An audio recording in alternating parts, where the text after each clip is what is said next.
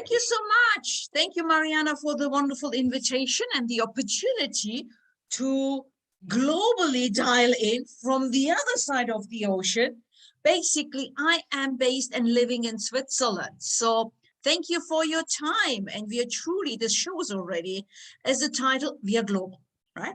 This is it. There are no borders anymore. So thank you so much, Mariana. As she said, past president of Organization Women International Trade, which is an NGO fostering women in business and trade. We've got many chapters, and now I am at the international board as executive vice president. So I'm looking forward for the new responsibilities. About me a bit. Who am I? My name is Hülya Kurt, as you see, and my origin is Turkish. However, I grew up in Germany. And as I was 18 years old, with my family, I moved back to Istanbul. That was in 1984. And in 1984, we didn't have any computers, no internet, nothing like that. All this fancy stuff that we have, we can't live without anymore, like the mobiles and everything. Nothing, zero. So I thought, okay, so arrived there, 18 years old, complete culture shock, you know, trying to adapt. What are you going to learn? I started to learn the typewriter. Yes, it was like this, right? Very interesting, complete different world. And then I started as a sales secretary, right, left, center. I don't have any PhD, MBA or whatsoever. I didn't go to university. I just wanted to work and gain money. And I landed literally after about 3 years, right, left, center at a multinational company. That was Reuters News, the non-biased news, and we were #1 financial information provider. Literally, there were no competition. There's no internet. We are great. We are #1. The business is booming. I started as a sales secretary, low level, no problem. But, you know, soon I got the grips of it and I got bored and I started to help customer administration. And then I moved to customer administration. And from there, I took on the leap of climbing up the ladder one by one, becoming the supervisor, becoming the business admin manager, traveling around the world. Again, global business. But then we had to travel. It was much more complicated to go to conferences and to seminars or trainings. Although I loved it, it gave us the ability and the opportunity to travel. Now we don't need to travel. We're sitting here and then it's going to be nice. Even with metaverse, it's going to be even more interesting. But anyways, we don't dive into that topic. And with that, I moved up, had lots of more responsibilities, fired people. Our department was growing. Internet started in the 1990s. That was only one PC in the middle of the office. And we were fighting to get onto this PC to get some information. And you know what? It was so slow. We couldn't get the information. You are clicking on enter and you can wait for 5 minutes. You know, it's like, okay, until we get the information takes ages. Anyways, in the meantime, married, got a kid, and got the job offer in 2005 to move to Geneva, Switzerland, to create the Global Customer Administration Service Department. I had about 80 countries under my responsibilities, and it was great. I did my certifications, of course, in the meantime, because this is what you do normally. I did my PMP, project management, led many projects whatsoever. And as usual, in a multinational company, you are made redundant after a while. And that was about 30 years. So 30 years with the same company, you might say, what the heck is this? I mean, you know, starting in a company and spending 30 years, although I never got bored, it was very interesting. I loved it, absolutely loved it, because there was always something else. And I carved out always, oh, I want to be on this project, and I want to do this. And I didn't only work. I created the diversity inclusion stream. I was in innovation hackathons. I did organize innovation hackathons. I organized summer parties, Christmas parties. Hey, we need to have fun as well, right? It's not only about work, work, work. Come on, if you spend so many years. So after 30 years, they made me redundant. That was just before the pandemic. And I thought, you know what? I've got so much experience. I did workshop facilitation. I did this.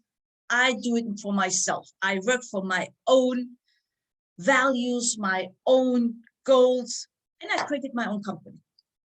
I did my coaching diploma as well.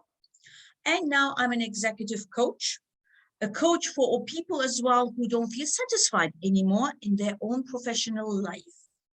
And in addition to that, I added as well the adolescence coaching, because whomever I coached, it went and boiled down to what? To childhood, to really unravel that as well. I own a coach training company called Noble Manhattan.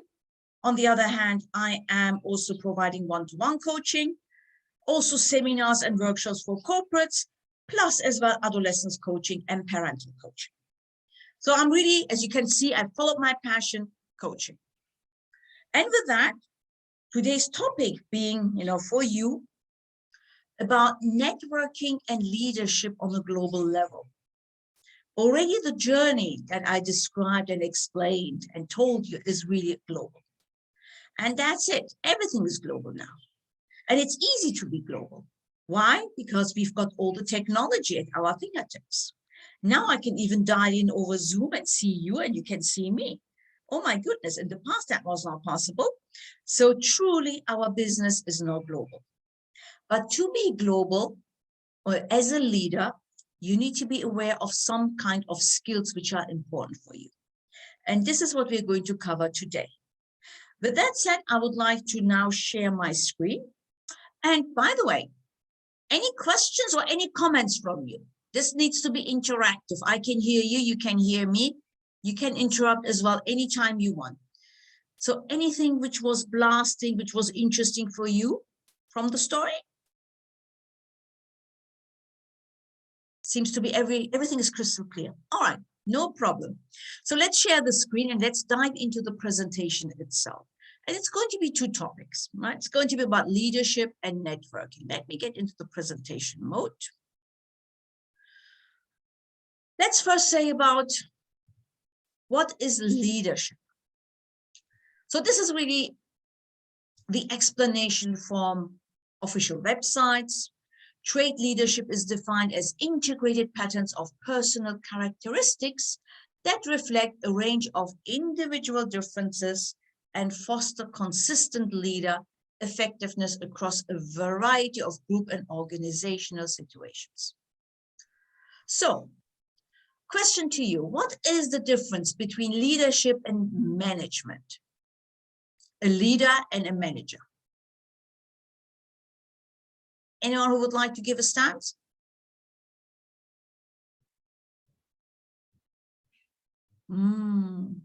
Silence. You don't have an opinion?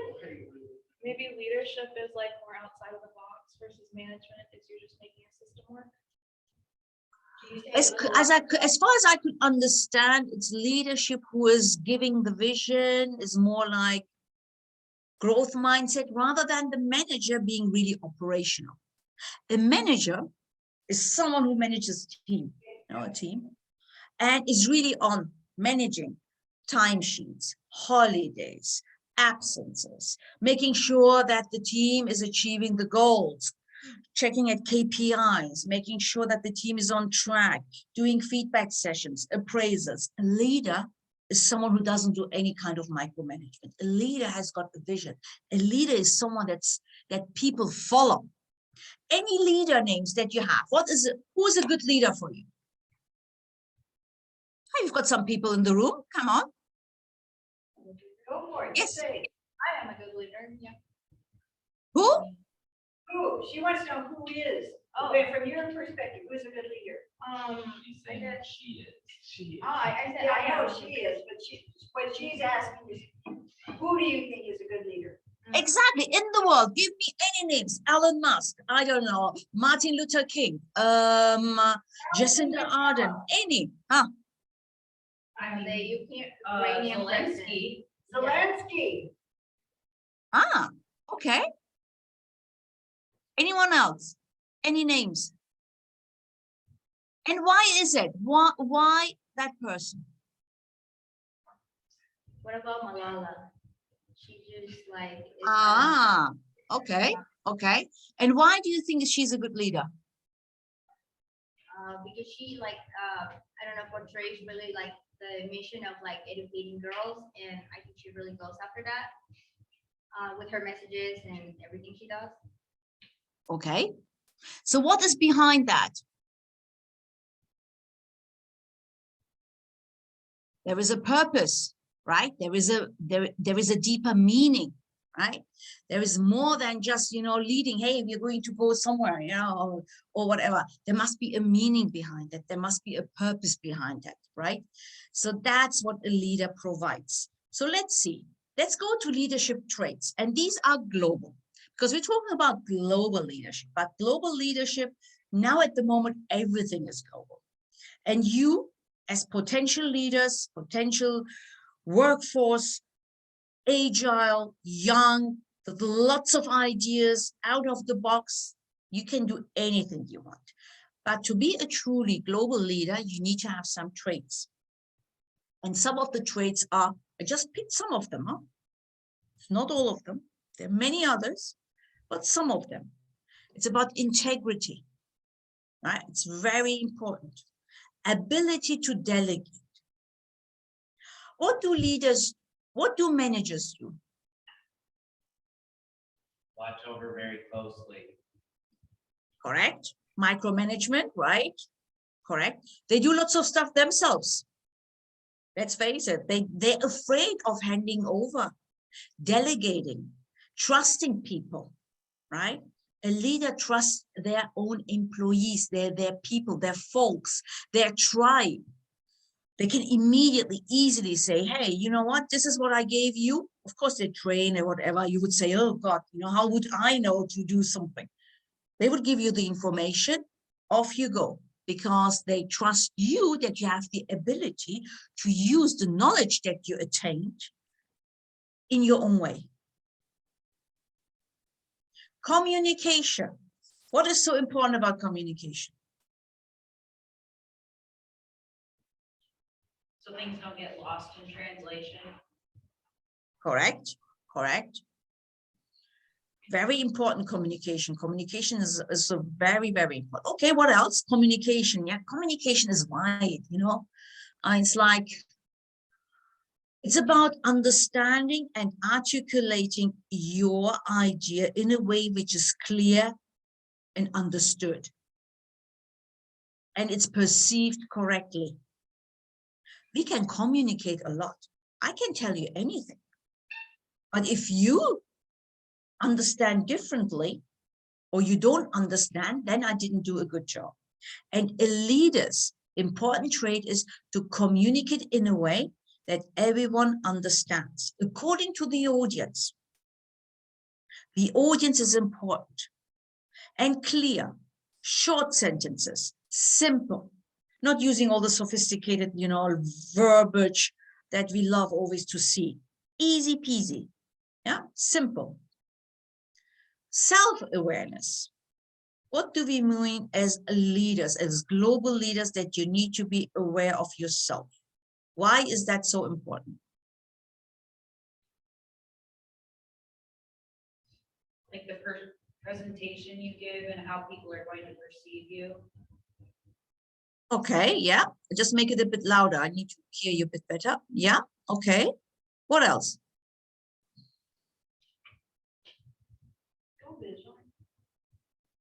You need to be aware as a leader doesn't need to know everything. That's why we have got subject matter experts. That's why we have a team. That's why we have employees. That's why we are not alone, And you as a leader need to be aware of yourself, what you can do, what is your knowledge, where is your limit, and also be aware about your weaknesses, your strengths and your weaknesses. Because when you know you don't know anything, delegate it. Make sure that you have that boldness, that courage to actually say, you know what, that one I don't know, who knows about it? That creates a good leader. We help each other out, we support each other, we bring each other up on the hill, like on this image, as you can see. That's so important. As a leader, you need to have that self-awareness. And self-awareness as well about what? About your unconscious bias. That's absolutely so important about. including everyone, about diversity, and as a leader to have a team which is coming from different cultures, different backgrounds, different ethnicities, different genders, you name it, right? So that you have a mix where you can create solutions which are going to the right direction to achieve your goal of whatever you want to achieve. So be aware is very important because we all have, let's face it, unconscious bias. We're not even aware of it and we do it automatically. But if you're aware about your unconscious bias, you can immediately stop and say, oops, one moment, that I need to rethink. And that's about self-awareness. Gratitude, very important. Thanking everyone, knowing your borders and your limits. And be as well always grateful for your team who's supporting you. And articulate that as well, because nowadays, you know, it's very important, specifically when you're global, because you don't see your employees face to face, right? So we see each other on Zoom and sometimes over phone. And what gets lost in translation is this vibration of energy, the body language, the eye contact. Okay, I can see you, you can see me, that's great over Zoom, over the screen, okay. But it's different when I look into the eyes of the other person. And that's, which is very important, that we also show gratitude there. Because the other person might not really understand or perceive it like that. So make sure that you always send a thank you email, articulate that in any meeting, and make sure that they understand. So feeling gratitude, feeling grateful. Learning agility. What do I mean with learning agility? We love this word agile, right? So tell me a bit. Being able to pick things up quickly. Yep. Yeah. Picking up quickly, acting quickly, being flexible, trying to understand, saying, you know what, I don't know, I need to really learn this. Let's get on a teleconference or let's read or whatever, or go on a training, because the world is evolving in a speed that we can't imagine anymore, and we need to catch up. And to be up to date, you as a leader need to be on the latest standards, whatever that might be in your industry, whether you are in health, whether you are in banking, in finance, whatever it is, making sure that you grasp immediately what's going on, understand the context. You don't need to be an expert, but be agile enough to immediately catch it and be on the latest, because that's important for you as a leader, because you need to walk the talk. What else? Influencing. Why is influencing so important as a leader? Because you want others to also follow the vision you're following. Correct. I think Mariana is the only one who speaks up there. So that's interesting. Okay. She's closer to the microphone, right? Anyways, thank you, Mariana, for your active participation. I appreciate it. I don't want you to sleep. That's the whole thing. It's lunchtime over there. So I'm really aware of that you might be hungry as well. So influencing. Influencing is also an important trait. And when we mean influencing is not saying, hey, this is my decision, either my way or the highway. No, that's not at all. This is not how we influence people. We don't do this as a good leader. We use our facts. We use our communication. We use and understand and give them purpose. We show the employees or around you the why. Why should I come to you? Why should I follow your goal? What is the reason I should do this project? What's in it for me? What's in it for the company? You need to show and explain what's in it for the person. That could be a transformation project. I did many transformation projects. Oh my goodness. I mean, never ending in Thomson Reuters, Thomson Reuters, and now it has changed to Refinitiv. And when we did a change, we did change our customer administration system from scratch. And we have, I don't know, 500 people, you know, overall globally who are using this legacy system, and it's changing. Oh my goodness. Can you imagine that change management process? People are against it. They don't understand, why do we change? What is the reason? We could even continue with the other one. And we need, as leaders, give them, our people, the buy-in of this. We need to explain what's in it for them. Hey, you know what? I understand you want to stay with the old system, might be practical because we love to be in our comfort zone. However, when we move to SAP, you are going to have this in your fingertips, and you will be easier producing invoices. For example, so you need to show them what is it, the importance, the purpose of the change as well. And hence influencing is also part of that. And you need to get the buy-in of your people. Listening is very important, which I will cover in great depth as well. Showing empathy. So what is empathy? We talk always about empathy. What is empathy? Someone else than Mariana. Let me hear. I think empathy is showing an understanding for others' emotions and their reactions to a situation. That's correct. That's correct. Understanding the emotions, right? The other feelings, putting yourself into the shoes of the other person. And whilst doing that is like what you have in your head, because we all have thoughts, and we know better than the other, and we've got the answer. We always have the answer.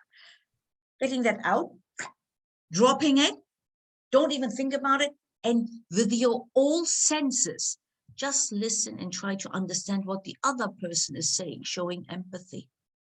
Because the situation might be the same, but our background, our perception, our perspective of the situation is different from person to person, because each person is unique. They have a different background. Hence, our perception of a situation might be different. So we need to show empathy. And we need to show courage. And we need to show decisiveness. We need to be sometimes, as a leader, also be able to decide. And when we decide, sometimes you need to show courage. And the courage is to also go for bold decisions. Or courage can be as well saying, you know what, dear folks, I messed up. Yep, absolutely. Didn't work as it should be. Now we need to do something else. That's also courage. Not everything goes according to plan.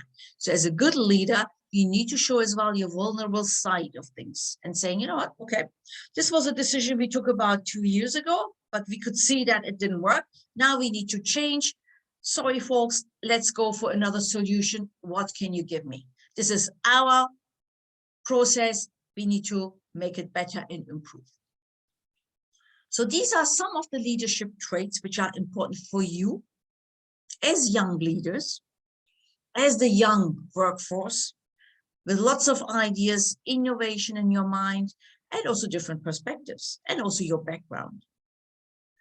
So about leadership traits, any comments, any questions? I'm all ears before we jump to the next slide. Which trait do you think is the most important?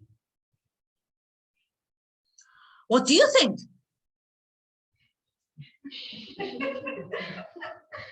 I want your opinion. I think all of them are important because as a good leader, we need to have a nice mix of everything.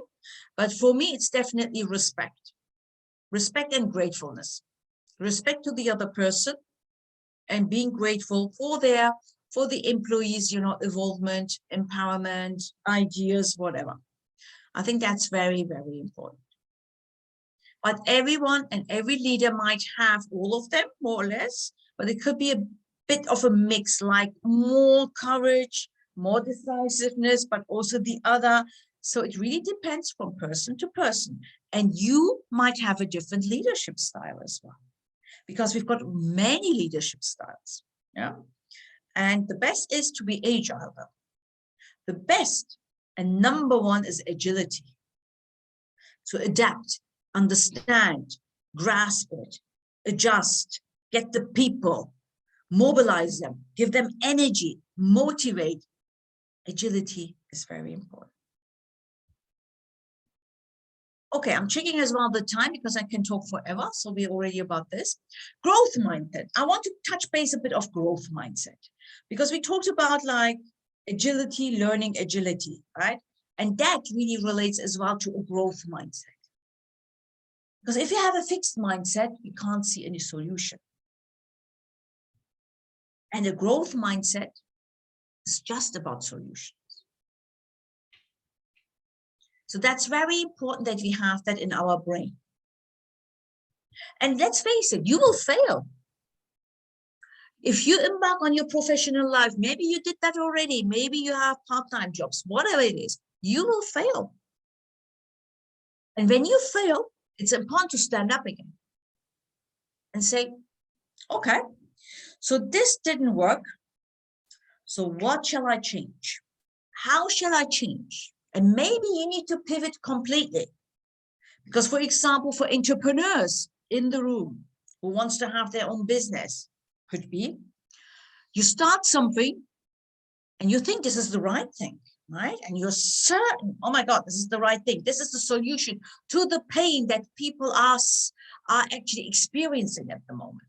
But as you embark and you try to test and implement, you suddenly and immediately might say, oops, that was not how it should be. People don't like it.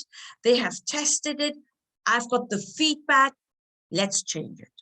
And when I say feedback, I've got something else there. I don't say it's feedback. I say it's feed forward. And why do I say it's feed forward? What do you think?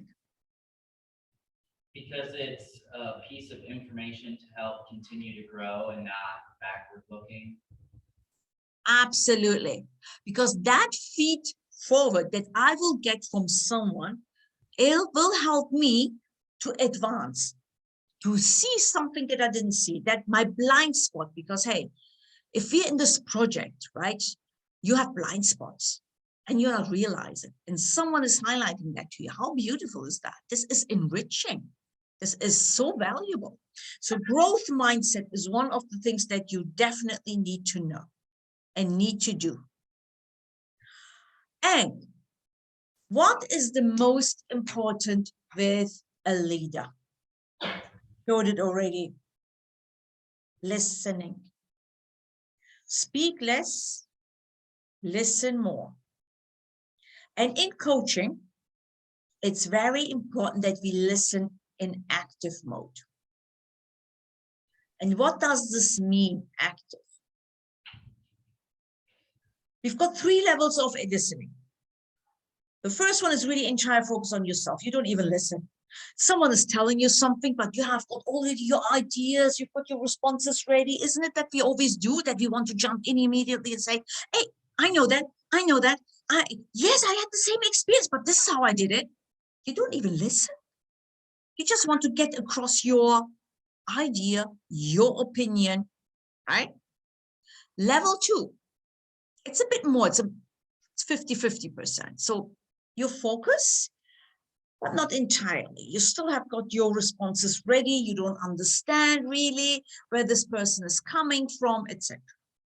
Level 3 is, we call it global listening. So what is global listening?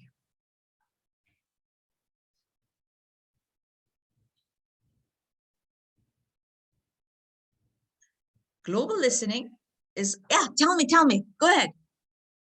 Listening to everyone. It's not everyone. Think about a person in front of you or on the phone. You've got the phone, phone. and you talk to someone on a teleconference. It's about listening with all your emotions. It's about listening with what is not said as well. It's about understanding the other person in fully, totally.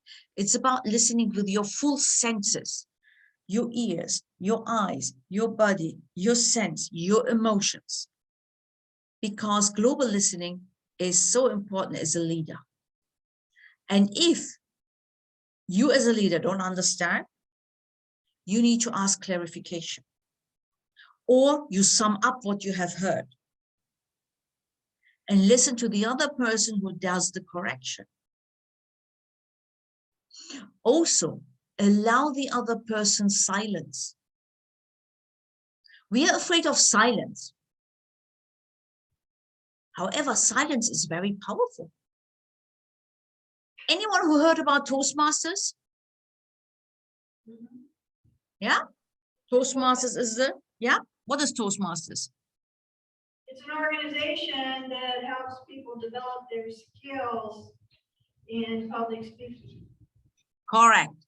It's formed and created in the US in 1980 something, and now it's global all over the place. And it's all about public speaking on stage, like the TEDx talks, right?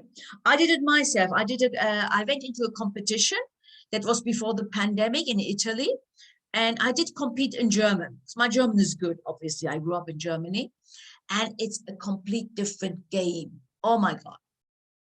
And there, in Toastmasters, we use silence. If you're going to present in front of public, use silence. It's powerful. You might forget your speech. Now I'm going to speech. Sorry, I deviated a bit. You might forget about your speech, but it doesn't matter if you use silence rather than filler words. And this is what we always do. Yeah, and you know, can you imagine that I get this presentation like that in front of you? You're not listening anymore. Yeah, you lost the audience already. Boom, done. So silence is great. People will be all ears. What is he or she going to say now? God, in the meantime, you are gathering your thoughts. That's in terms of presentations. So be never afraid of silence. But also, when you're a global leader, you've got the person on the phone and there is silence. Leave that space to the other person. Leave it a bit. It's fine. The other person might think. They might think about the answer. They might think about their emotions. They might think about something else, right? Give silence lots of attention. It's powerful. As a leader as well, you don't need to talk all the time. When you do one-to-ones, face-to-face, you might ask a question. There is silence. Okay. Give a bit of thought, and the other person starts to talk. It's powerful. And yeah, gather all the information that you can. Check it back if you understood correctly. Ask for clarifications and be non-judgmental. You as a leader should be non-judgmental. That means you don't have any ideas or any kind of inklings. You want the other person to understand fully and then ask open questions. And what are open questions? As you can see on the screen, the who, the what, the when, the where, and the how, but not the why. Why not the why? So I'm asking the why question here.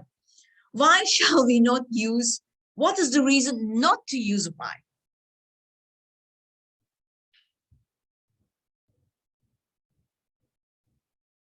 You're questioning the other person's ability.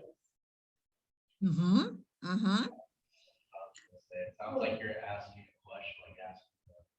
Instead of responding appropriately. Yeah, that's Good thought.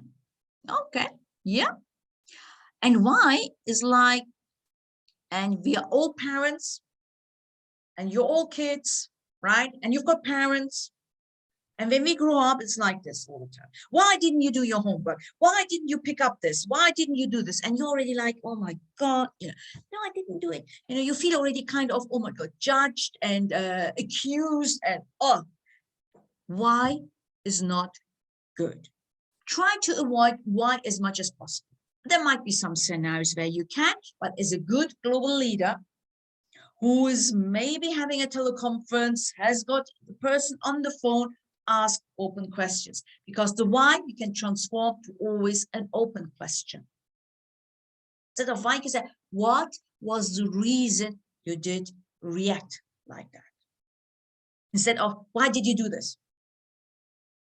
And the other person said, what the heck? Yeah, I did it. So it's a mistake. What can I do now? Instead, what is the reason? It gives more context. It gives the other person more room and space to tell you more. And a very good thing is as well to ask, tell me more. So you ask what, where did that happen? Who helped you? Who was involved? And you can say, okay, so tell me more. It's an invitation for the other person to give you all the facts and figures and the background information you need as a leader to make a decision. So let's get a bit of examples here. Open and close. The closed one, like, do you get to work by driving, busing, or walking? How do you get to work? You're genuinely interested about the person, and you don't have any judges. You have no kind of ideas how they came. You're just interested. How did you do this? Do you get on well with your boss? What shall I answer to that? Yes, of course. Good. Tell me more about your relationship with your boss. It's an open invitation, and you're more inclined to actually say something. Yeah, this and that gives you a bit more space and information. Was your trip successful? Yes or no? Normally you would say yes. Do you want to get more information from that person on the other side of the ocean, maybe? What did you manage to accomplish on the trip, for example? Give me more information. Did you have a good meeting? Again, closed. What happened at the meeting? Tell me more. So as a global leader, make sure that you are including everyone, being open, and give that space to the other person. What is this? Bad, not good, good, very good, excellent. What do you think we're going to cover now?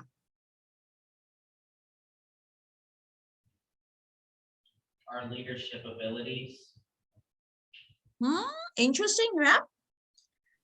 I was rather going into the topic of feedback, feed forward, because you as a leader, as a global leader, you need to give as well some information to your employees. And that's always with feed forward. Employee feedback, and that's what we have here as a normal, how shall I say, explanation, description, definition, is defined as a process of giving constructive suggestions to the employees by their reporting managers, supervisors, and peers. Feedback, feed forward, in my opinion, can help employees and the organization constantly get better at what they do. So room for improvement.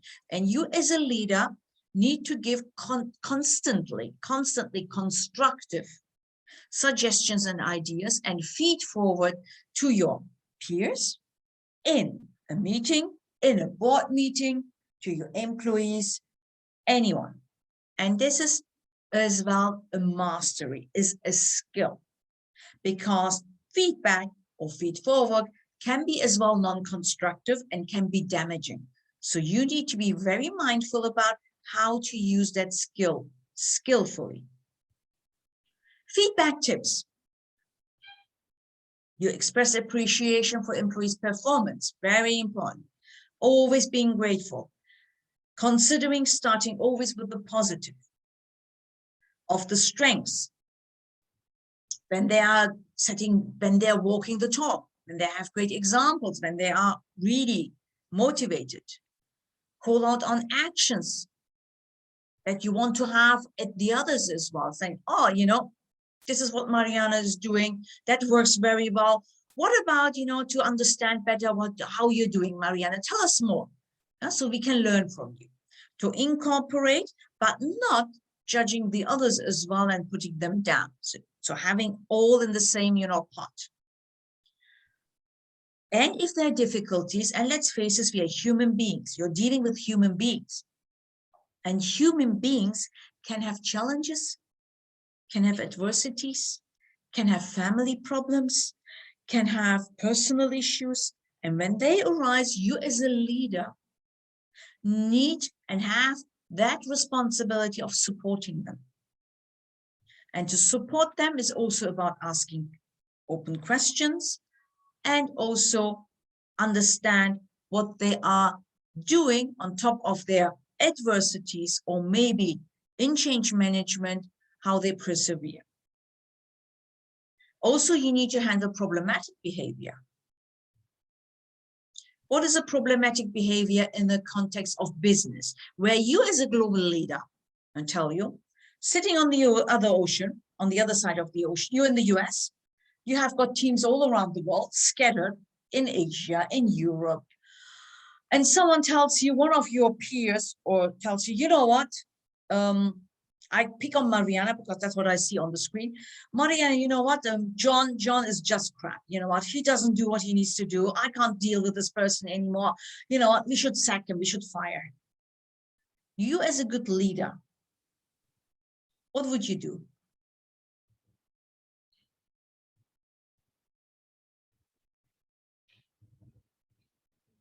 What would you guys do? I think you should kick that. So I didn't understand that. So anyone near the microphone, if you can repeat, please. Louder there, Bismarck. I said you should give the other party the opportunity to also explain themselves, but then not telling them that this person said this about them. Just find the best. Quite hardly could understand, but if you allow me just to tell you about, if this happens, you as a leader should not immediately believe everything that your peer is saying to you on the other side of the ocean. It's good to have that feed forward, of course, but also talk to the employee. What is happening? Let them explain, let them have their own expression, because it's like in a court, it's like judging. Before you are having a kind of, you know, court case finalized, every party is listened to. Listen to that, listen to the other person, listen even to people who work with that person to understand better, because you as a global leader, you're not there. You're sitting on the other ocean, right? On the other side of the ocean. So how would you know what's going on there on the ground, on the forefront? You have no clue. To understand, you need to be genuinely interested and get everyone's opinion. And of course, handle that problematic behavior in a way which is constructive and understanding. Also, addressing performance issues is very important. So let me check. Oh my goodness. Yeah, I need to go. Bad feedback examples. For example, you talk too much in meetings. Ooh, people don't seem to like you. What?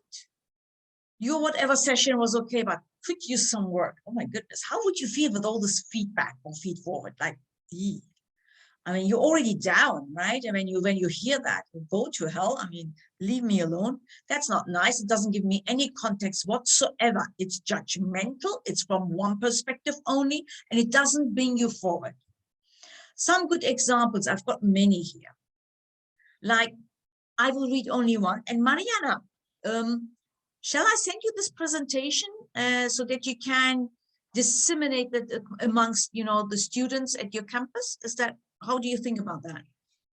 Yeah, that would be great. We can send it to them after, if they sign up on the sheet on the entrance. Okay.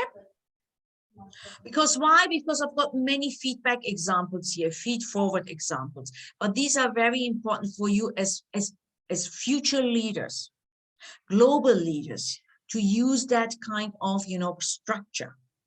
And we call the structure, how do we call this? Shall I put on the lights? Give me 1 second. It's getting dark here. One moment. I'm back in a minute.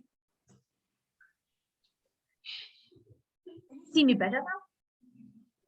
I think it's a bit lighter. Okay. Sandwich model. We call this the sandwich model. And why do we call this a sandwich model? What's the reason we've got sandwich model? What do I mean with that? Put the negative feedback in the middle and the outside is positive feedback on both ends. Absolutely. So we've got the slice of toast. In the middle, we have got this kind of feedback. We want that to feed forward, with that we want the employee to take on. And then we close with the positive one. For example, I take the one in the middle. The results of the IT project were not as successful as I had hoped for. The team thought that you were going to be more involved and take on more responsibility. I would like to hear your perspective on the project and discuss how we can avoid misunderstandings in the future. So I've got a list of all these interesting feedback. That's why Mariana will receive the slide deck so that you can read through. I mean, you know what? You are going to tailor and create your own feed forward, of course, for your employees, your peers, to anyone. And you can use this model with anything, amongst your friends, amongst anything which is not suiting you, anything which is violating maybe your values, whatever it is. It's a very powerful and nice framework that you can use.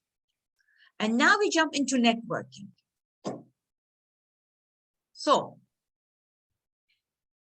leadership, global, understand, but then we've got networking. So, how important do you think is networking? It's everything. Okay, it's everything. This is how we get jobs. That's important for you to know. Referrals, who knows who, you know, that's important. And it gives lots of information, advantages, gain connections, trust, develop interpersonal relationship, improve your image, share knowledge, increase opportunity. So we've got three types of networks. One is a strategic one. Strategic one is really about, so what is my university going, has got the direction for? Or I want to work for XYZ company. You know it already. What is happening in that company? Get insights, follow the news, follow them on social media. What is happening? Where are they going? So that you're up to speed and up to date on everything. That could be as well across globally, in business units, or on a local level, but outside as well. So get out, operational. Anyone who works already, that's really day on, day in, to know what's going on with your direct reports, direct friends, you know. When you are working, you know what I mean, because it's operational, really your peers, your managers, you know. And developmental is really a social, it's personal. Any alumni, any afterworks. I don't know how the situation is there. Can you meet face to face now already? Oh, yeah, have been for a year. Oh, good, good, good. So I would advise you to spot where you can meet interesting people that will help you to apply for jobs, for example, to move into the industry that you want to move in. It could be also entrepreneurial, huh? There are no problem. Then look at innovation hackathons. Make sure to understand and follow people who are in the entrepreneurship. That could be, of course, social media is important. Instagram, that could be, I don't know, TikTok. I'm not a fan of TikTok, but, you know, I don't know what's out there else. But the most important one is the professional one, and that's LinkedIn. It's very powerful. How many of you do have a LinkedIn profile? Can I see that from the screen? You know what? I'm going to stop sharing now because we're going to. Oh, great. Love it. That's awesome. Need to get one yet. Okay. We have one person who doesn't. Okay. That's not bad. That's not bad. LinkedIn is important, specifically for you as well, who are embarking to any of our professional life, even now. And the LinkedIn profile is your professional social media. Now, LinkedIn is also behaving like a bit like Facebook. People want to hear stories. People want to know you. People want to see what you're up to. What are your ideas? Share them. The more you share, the more you create already your social network. And LinkedIn is about not only your profile, your photo, and that you're a student, give more context. And the tagline, you've got 150 characters you can play around with. Tell them what you're doing, how you're helping people. I am passionate about relationship building, skillfully in blah, blah, helping others to proceed. I'm just making this up. Use that. Use the keywords in the industry you want to move in. What could that be? Digital marketing. That could be what? Community builder. I don't know. Data analyzer, whatever it is, use the keywords, because LinkedIn has got an algorithm to spot those and see who's active, and headhunters even will find you over there. That's so powerful. So make sure that you use LinkedIn in a professional context and powerful, because LinkedIn is your business card. This is where people are looking for. Announce anything that you do there, which meetings you have been part of, what did you share, share articles, but not only sharing, put your 5 cents on top of it. You can be controversial as well. You say, you know what, I read this article, that was interesting, but I don't agree to that. What do you think? Get engagement. People will start to follow you. People will start to respond, and you will get a bit more followers and a bit more interest on LinkedIn. So that's what I'm going to have, for you. I know it's already, let me see, 5 minutes. I don't know, Mariana. Any comments, any feed forward, anything you want to learn more of?